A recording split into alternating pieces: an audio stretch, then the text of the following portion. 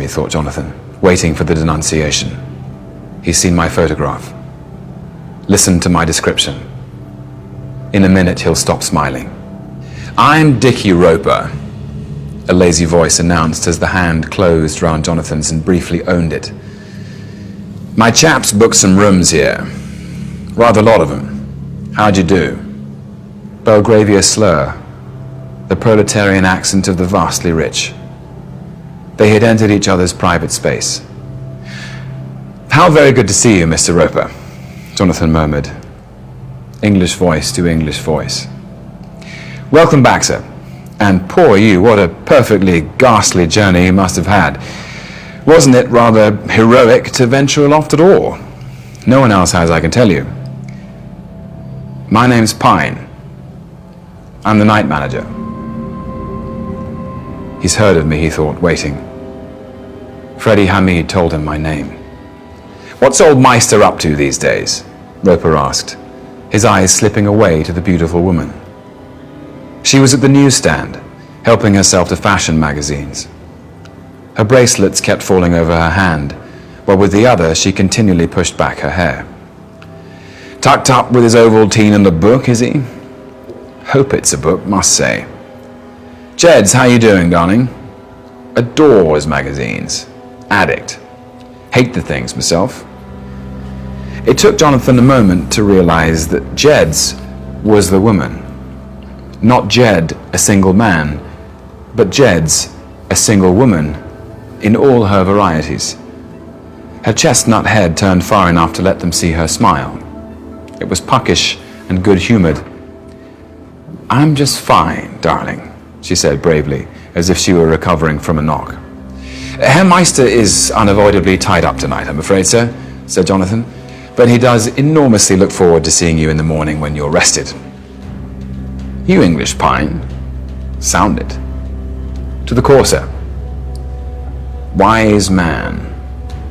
The pale gaze wanders away again, this time to the reception desk, where the camel hair coat is filling in forms for Fräulein Eberhardt.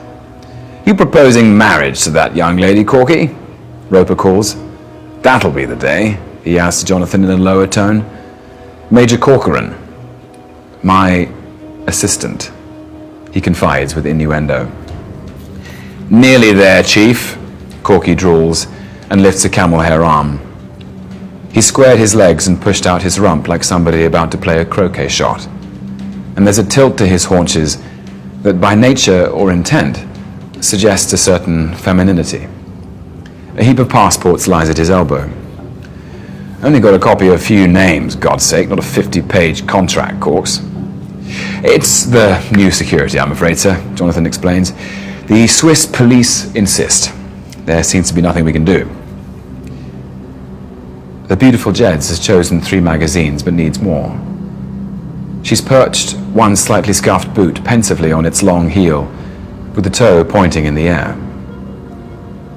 Sophie used to do the same.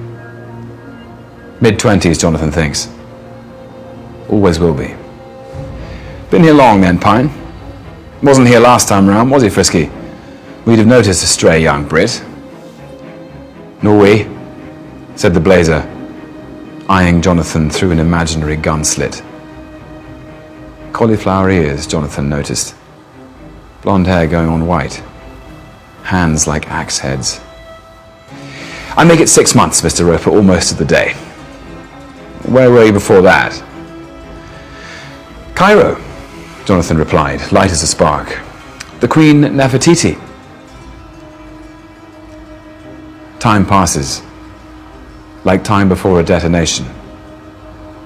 But the carved mirrors of the lobby do not shatter at the mention of the Queen Nefertiti Hotel.